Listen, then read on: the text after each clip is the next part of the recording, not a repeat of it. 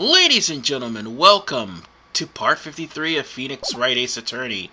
It is now about to be the beginning of the end, as we are at the first half of Trial Ladder 2. We're going to finally get some answers from Lana now that Gant has revoked the right to testify. In other words, Gant can't interfere anytime soon with this testimony, even if he wanted to. Okay, he can, but he can't interfere to testify because he revoked his right. And it's something that he could not do willy-nilly. But on that note, this will finally make Lana Sky sing like a bird and finally bring us closer to the truth. The truth where Capcom shows little to no subtlety. I should stop saying that, but it's something they need to work on. But nonetheless, Edgeworth just has that "I am so sick of you bitch" look. Just look at his face, bruh. He just has that "I am so sick of you" look because of the fact that she put him through so much, put a dead body in his car and all that bullcrap. Yeah, he has had enough of today. And sorry if you hear me trying to move around. I'm trying to keep myself from falling off.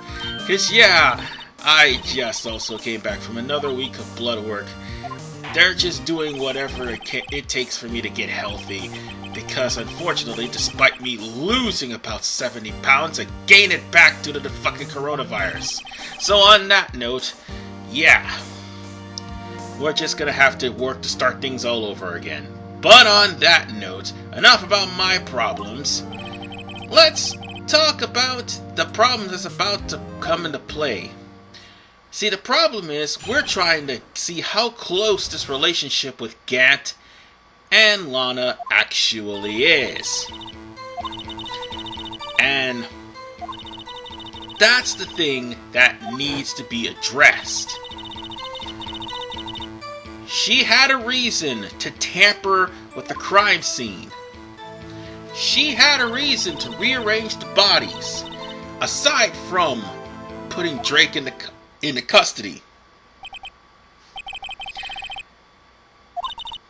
But she's trying so hard to hide it. And is even trying to take the rap for it. And Lana is practically lying, and you could tell in her face. So, with that said, seeing as how Emma still has faith in her sister despite the fact that her sister is literally trying to throw herself at the mercy of capital punishment, we're gonna try to do as much as we can to get her off of that at least. So, the actual line you want to press would probably be rearrange the crime scene. So, let's see what she did.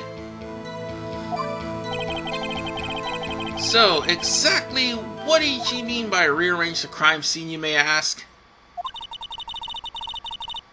And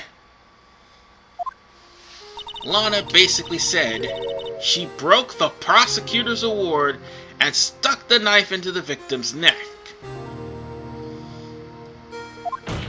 No, the broken prosecutor award was stuck in the victim's body. But we all know he got impaled by the suit of armor. And, of course, she's going to try to deny it. So, we're going to have to try to reveal what's going on. Seeing as how she's keep blaming Joe Dark for this. There were 2 murder weapons. One was a switchblade, and one, now being mentioned, was the prosecutor's award knife.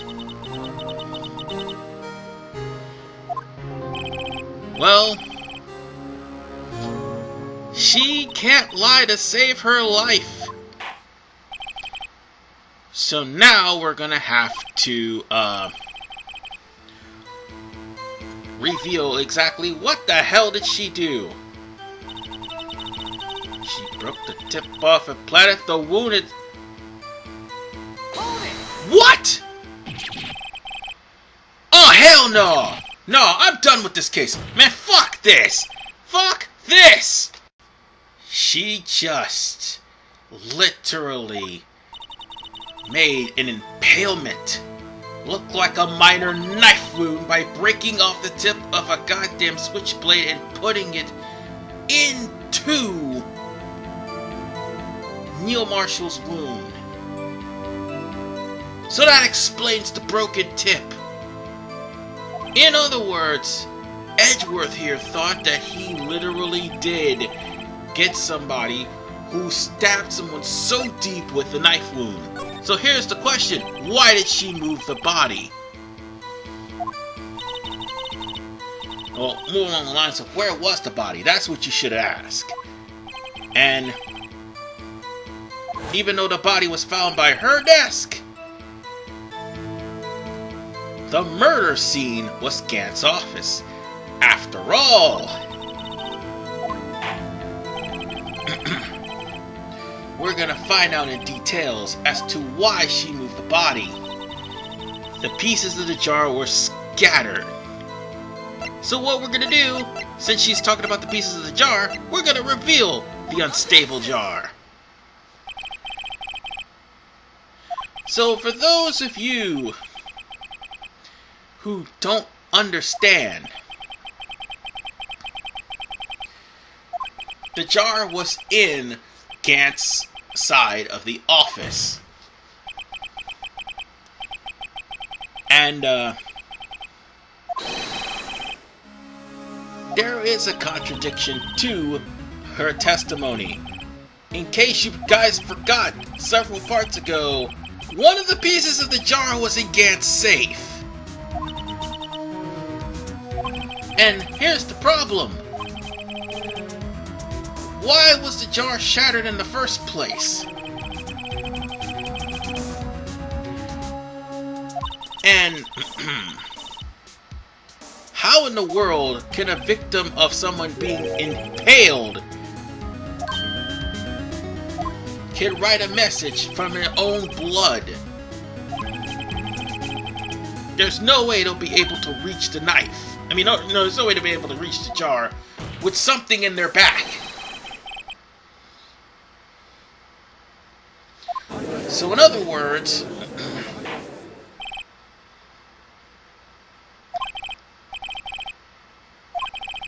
we need to actually find out what's going on with this jar.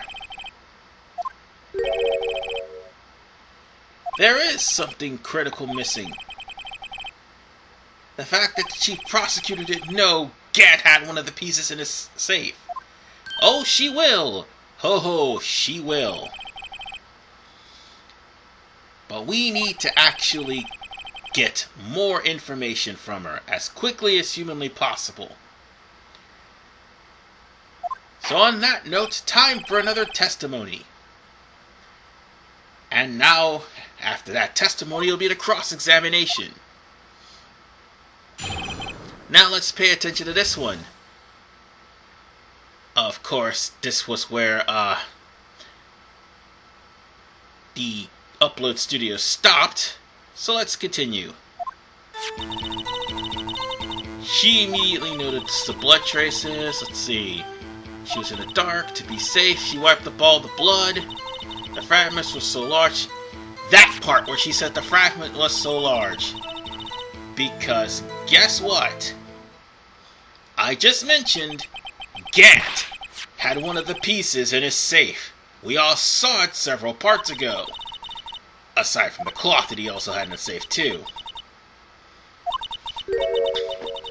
So, with that said, this cross-examination finna be a breeze. Because all you gotta do is actually put that jar straight to the sentence where she said that she made sure she got all the pieces. I know, it sounds stupid, but you're gonna have to do it again. Because after all, with it being updated, it said that the final fragment was found in Chief Gant's safe.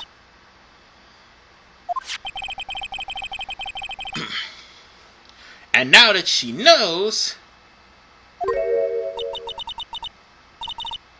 she doesn't realize that Gant was holding that over to make her do his bidding, so that if she slips up, Lana would end up losing not only her career, but her sister. And Gant would be completely exonerated. Ain't that about a bitch? And it turns out, Lana was not the first one there after all. It was indeed Gant.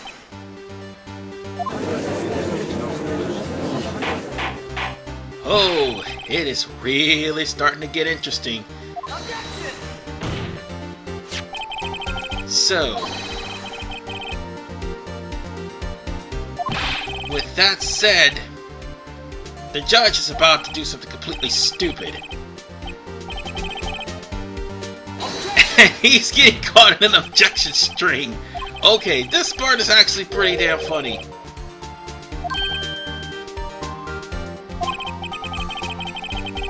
Now, with that said,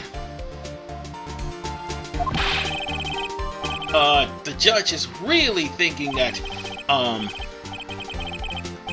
Chief Gant couldn't have actually done it because he was downstairs. But that's the problem. If he was in fact the first to arrive, how come he didn't say anything 2 years ago? And now, seeing as how the judge got caught in a seeing as how the judge got caught in a string of objections, he had a breakdown too. And he just realized he's not the one on trial. Yes, even the judge had a breakdown.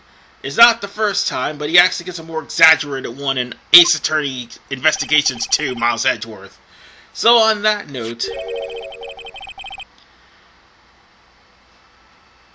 it goes without saying, he fabricated the evidence so that he could use it to control Lana. And now that Lana would probably realize that her sister is not the killer and never was the killer, maybe, just maybe, she'll finally stop hiding Gant and finally tell the truth. After so many parts. You want to know what the worst part is? We started this back at part 39. It is damn near part 55. And by the way, there's her breakdown. She bites her finger so hard that she draws blood. Which, by the way, believe it or not, was actually more uncensored because the blood trickling down her thumb in the DS version. Here, it's censored. The blood only came out and that's it. But whatever the case, she broke down and Phoenix just realized maybe this is another trap, that Gant purposely did this to draw something out from Phoenix. And what is that, you may ask?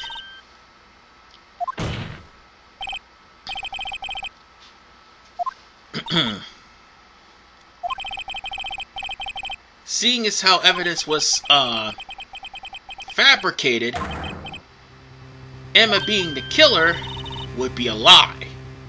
However, she did knock over Marshall, but that's not the point. The point of the matter is, Emma didn't do it. Now then, if we could get one last push for from Lana to tell the truth, we'll be home free. And that'll be the end of this case, right? Oh boy. If only it was that simple. Here we go, ladies and gentlemen. Before she can even make witness testimony,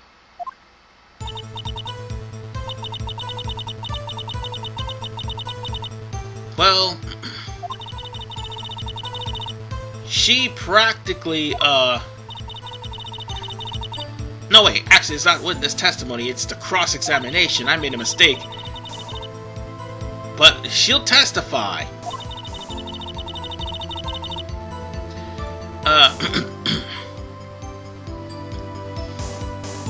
But that's all we could possibly do. So on that note, the judge didn't really realize how serious the impalement was. Being impaled on a halberd, that is instant death. Because that shit goes to bone and organ. I mean, just a simple prick to the skin could actually cause you to pass out. Provided they're drawing blood and shit. Anyway. And then she pulls something else, too. It turns out she actually gave us proof. Proof that, yes, Neil Marshall was indeed murdered, but not by Lana. I mean, by Emma. Goddamn, why do I keep saying that? So on that note, where exactly is this picture, you may ask? The only thing that she gave you this morning was the evidence rulebook. So on that note, we're gonna have to go to the evidence rulebook, examine it, turn it to the back, and reveal Neil Marshall's picture. Which begs the question, if she had that the whole time, why the fuck did she not come to us with it earlier? It would have solved a lot of problems and made it easier to get her off the hook, somewhat. But, she arranged everything and then called criminal affair. Oh my god, I am so done with this. Ah! And in my blind rage, I accidentally knocked over my mic. But good news is, we at least know the source of that piece of cloth that Gant had in his safe. It came from Neil Marshall's vest. In other words, he literally was holding it. And had he actually not get what he wanted from Lana, he would have used that to put Emma in jail. And I'm pretty sure that Emma had a few was questioned by Gant. So now it's time for the cross-examination. Well, here's the part where things get a little bit interesting. As you're about to get the cross-examination, and just as we're about to get the truth of the real murderer, it's time once again for more bullshit. Before Lana can even open her mouth, Gant arrives to interrupt. Remember what I said when I said that even though he no longer can testify, he could do other things like pull up evidence? He is the chief of police, and if he finds evidence and evidence approved by him, well, guess what? It's evidence. Even if it's not relevant to the court, it's police approved. Oh, and on that note, Edgeworth mentions that due to the fact that he refused to testify, he can't make any statements. Oh, and Edward says something dark. He mentioned something about him tying the noose around his neck. But, and Gant's starting to break down, too. Well, he was, but he got his composure back. At least we know we're cracking that jovial composure of his. But there is one unfinished thing. One unsolved thing. And that is, where is that piece of cloth right now? And, he has conclusive evidence. The problem is, it's no longer in his possession, it's in ours. So here we are, at a crossroads. And it's this point, right here, at this particular time, that if we show off this evidence right now, it will be game over.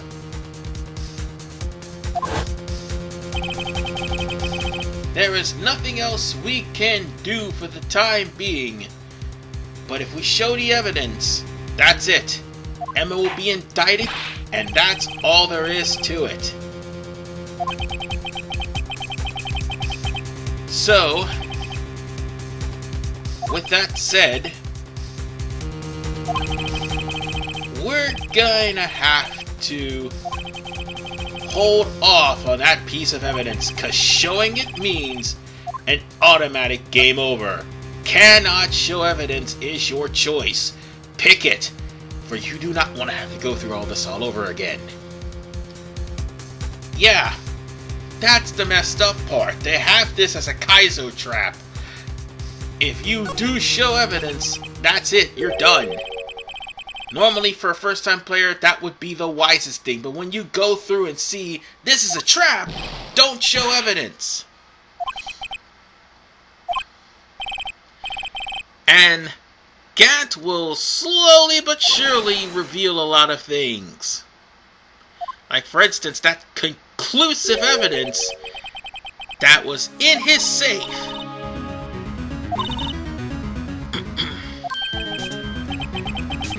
And that's basically what's going on here. And he also does something that will more than likely cost him this entire case. He pretty much pulls up Lana's picture, and the judge realized that it looks like the piece of cloth has been cut out of his vest. In other words, Gant just admitted that he's the one that cut a piece off of Neil Marshall's vest and put it into the safe. So now, Gant is actually going to confess. Oh my goodness. Looks like Phoenix's plan is gonna work. As a matter of fact, Lana didn't have to do a damn thing. Gant arrogantly mentioned that he manipulated Lana. He's the one that came to the scene earlier. He's the one that broke the vase. And he's the one who wrote Emma's name on that vase. And all the faulty evidence that was planted, that was him too. That almost got Edgeworth with a penalty. And the items that were there in the safe were the cloth again, and also the piece of jar. And he kept that for insurance just in case Lana would step out of line. So, he's still trying to blame Emma for the murder.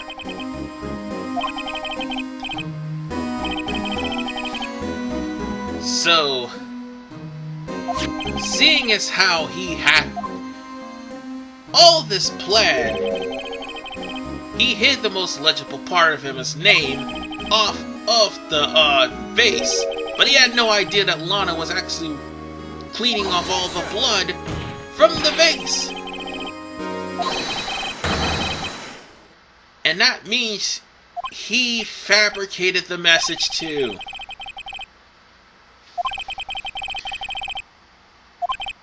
And just in case somebody would blame him for fabricating evidence, he had that cloth which had her fingerprint, and her fingerprint would have made much more sense and would have actually been more legible to his story than what it would be to anybody else. And now here's the part where you're going to have no choice but to reveal you have evidence.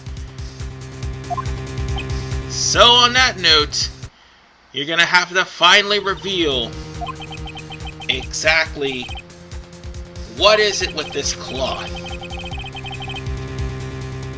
And you're going to have to make him repeat himself. He pretty much hid the cloth in his safe, and Phoenix basically made him admit it. That's gonna come into play a little bit later. It's not really a foolish move, but there is something that will come into play. So show evidence. Cannot show evidence will get you a 2 penalty. So we're gonna show him the evidence, and you have to show the cloth, or else you'll get another 2 penalty as well. So many goddamn penalties! So as you present the cloth, he will try to verify. If he did cut the cloth from Jake Marshall's body, and if that's the case, again, Gant just set himself up. Now Edgeworth's trying to get it fingerprinted, so that way we'll get conclusive evidence as to who's the murderer. But Gant already knows, because he knows about Emma and her forensics kit. That's why she was in the police station when he caught them and Gumshoe investigating. So yes, folks, Phoenix already knows. And we'll have no choice but to actually reveal whose fingerprints is it. And for those of you who don't know, if you reveal anybody but Emma Skye, you're gonna get a 2 penalty. Plain and simple. So yeah, the penalties are really steep here. And we just avoided an instant game over, so bear that in mind. So Emma is the actual person whose hand is on the fingerprint. No, whose hand or fingerprints is on the cloth. And we're going to end it here, because in the next episode, hopefully we're going to put an end to Rise from the Ashes and Phoenix Wright Ace Attorney. See you guys in part 54.